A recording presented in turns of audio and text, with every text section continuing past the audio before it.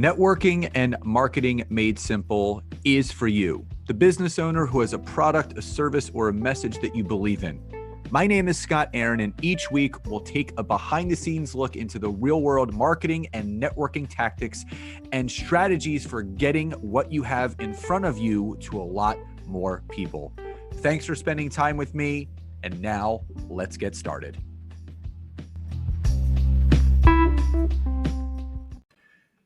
Hey there, and welcome back to another episode of Networking and Marketing Made Simple. So first, I just wanted to extend a very happy Thanksgiving for those that did celebrate this past holiday weekend. I hope you spent the time, reflecting, spending it with family and friends, and doing all of those important things that we all love to do so much. And just from my family to yours, I hope it was a very fruitful, very fulfilling, and just an all-around amazing time if you did celebrate. So the other big thing is that a lot of people have been asking me, how do I get started on LinkedIn?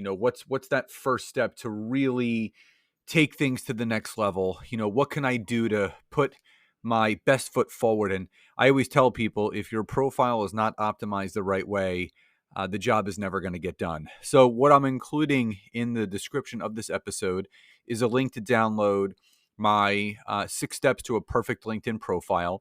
It's a 5 or 6 page PDF that walks you through the main areas of your LinkedIn profile that need to be optimized and how they should be done.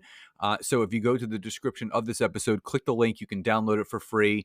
And I do hope that it helps you very, very much. So the big thing that I wanted to discuss in this week's episode is, I would say, an alarming statistic to some, but a not surprising statistic to others. And I was doing some research the other day, and Nancy and I were talking about the concept of active people on LinkedIn compared to passive people on LinkedIn when it comes to engaging and creating content. Now, we're approaching 950 million people-ish on LinkedIn, which is by far the fewest among all the big social media platforms out there.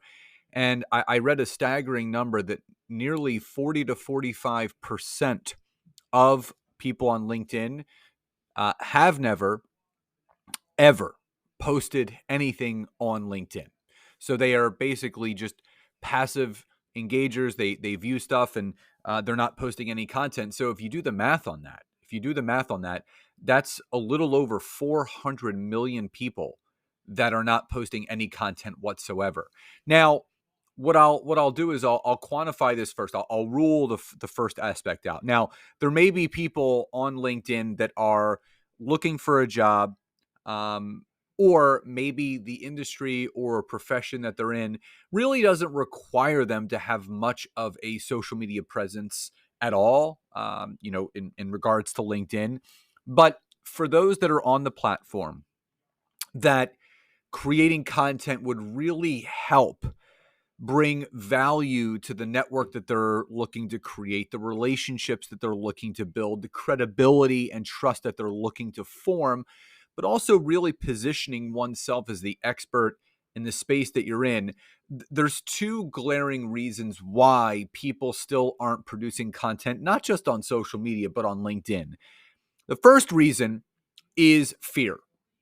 Now, that fear can be a couple different things. The fear of, what if I say the wrong thing? What if my content doesn't make sense? What if I sound stupid? What if people don't take me seriously? That's one aspect of the fear. But I would say the bigger aspect of fear when it comes to creating content is the fear of what others may think of you. So it's the fear of judgment. And what I'll tell you is that when you produce content on social media, including LinkedIn, it's definitely a vulnerable thing because you're really putting yourself out there. You're unveiling yourself to that social media world that you're a part of. And again, you're setting yourself up to get ridiculed, to get ridiculed, to get questioned, to get pushback. And for me, yeah, I've been producing content now for 11 years. I mean, for my business since 2013, but, probably since 2009. using social media. But what I'll say is this, is that, I still have arrows being fired at me. I still have haters. And you just have to just kind of like let them go. You don't focus on the people that are hating on you. You focus on the people that are loving on you. And I know that's, hard for people to really conceptualize in the very beginning because, we all want to be liked. We all want to be loved. We all want to be taken seriously. But I would say if you can get over the fear aspect of putting yourself out there and realize that it shouldn't be a fear, it should be a strength.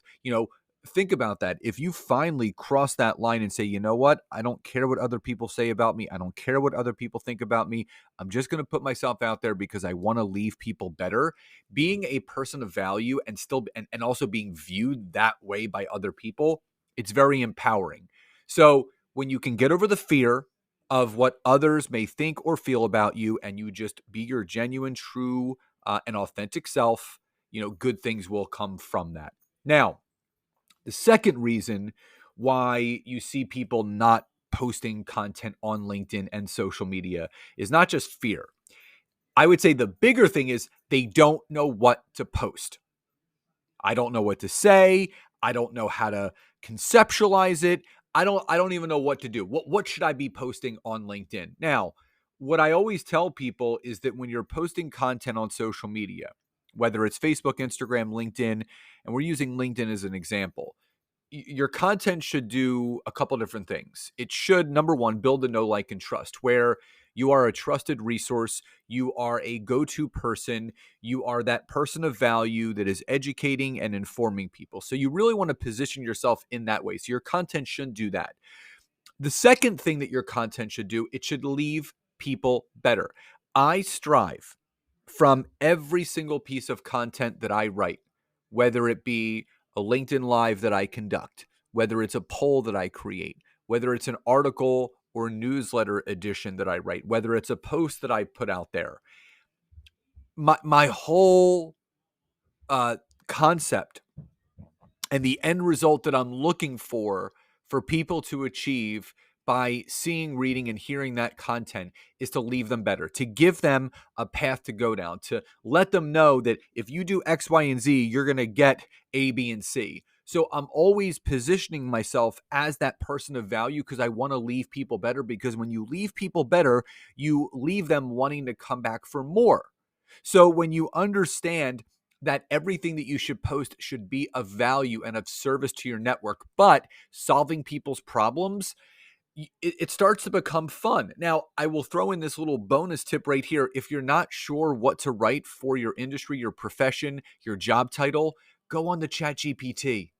Go on the ChatGPT and just type in, what are 20 great topics that I can talk about digital transformation for businesses in 2023 into 2024. And it'll give you all these topics, and then you take that topic and you put your own verbiage and words to it. You use it as a prompt to really start getting the wheels turning. And what I'll say is this: start slow.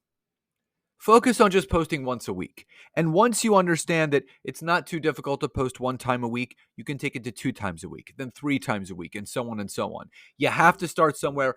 Everyone that has ever posted content on social media has started in the same position, with a first post. And you know what?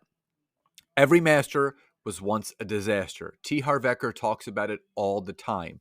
So in review, when you get over the fear of what other people may think, and when you create content that solve people's problems and leaves them better and really positions you as that person of value, that expert in your space, that go-to person, creating content will get easier and easier. And again, if you want a little bit of a hack, use ChatGPT in the beginning to give you some ideas and then expand on your own. So again, if you would like to get your profile optimized on LinkedIn, go to the description of this episode, grab a copy of my perfect profile infographic to get you going on LinkedIn. I hope you found this episode helpful. Love and gratitude, and I'll talk to you next time.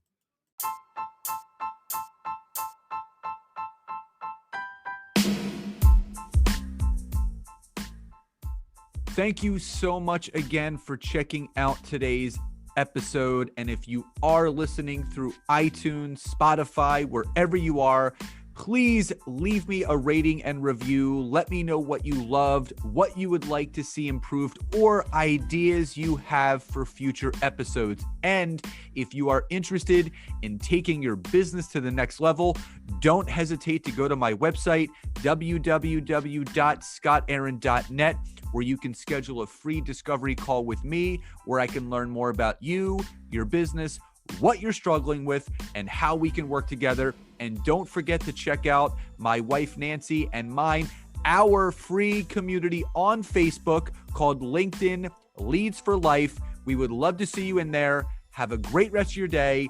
And thank you, everyone, for your support. Grateful for each and every one of you.